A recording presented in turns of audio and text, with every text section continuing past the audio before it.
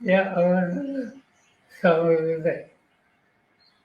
साहेब, तुम्ही जसं म्हणलात की या सगळ्या गोष्टी पुढे घेऊन जाऊन नव्या पिढीला काम करावं लागेल, पण आता जाऊन अजून 48 तास 72 तास सुद्धा उलटले नसले तरी सुद्धा त्यांच्या पदाबाबत किंवा त्यांच्या सगळ्या एकंदरीत धोरणाबाबत चर्चा होऊ लागल्या आहेत, मुंबईत बैठका होत आहेत. याकडे तुम्ही कसं बघताय की या सगळ्या गोष्टीला घाई होतीये का, किमान काही अवधी त्या गोष्टीला जाणं अपेक्षित आहे? सांगितल्या विषयाची आणि चर्चा करायची. ही चर्चा इथं झाली की जी चर्चा मी वाचतोय ती वाचतोय ती मुंबईच आहे. शिव कपूर कसे शिव तटकरे हे पक्षाचे प्रमुख आहेत, तो त्यांचा अधिकार आहे. त्यांना त्याच्यामध्ये प्राधान्याने काय करावं हे त्यांनी ठरवलेले दिसतंय. त्याच्या आम्ही कोणी भाष्य करणार नाही.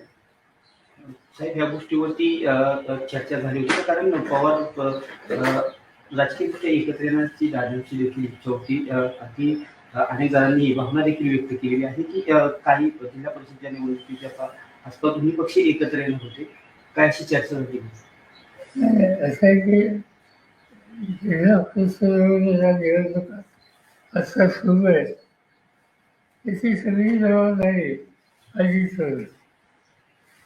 मी स्वतः कधी जास्ती नाही त्या निवडणुकीत.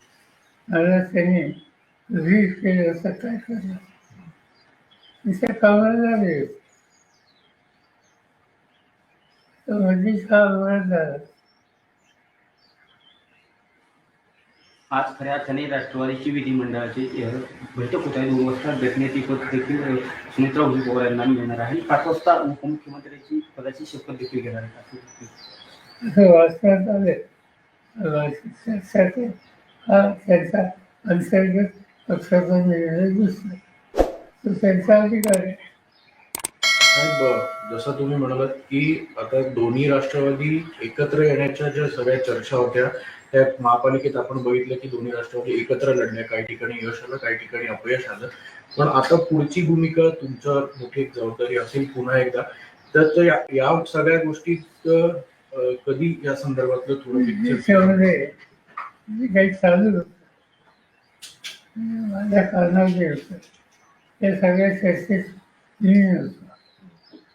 पण ही झाला जयंत चौकाशी शशिकांत शिंदे असे आमचे काही सहकारी याच्यात सतत होते आणि ते त्या सगळ्यांना एकत्रित करण्याच्या प्रक्रियेचा जवळ येऊन पोचले होते. शेवटचं विषय त्याने आम्हाला लोकांना केलं होतं. दरम्यान हा आघात झाला.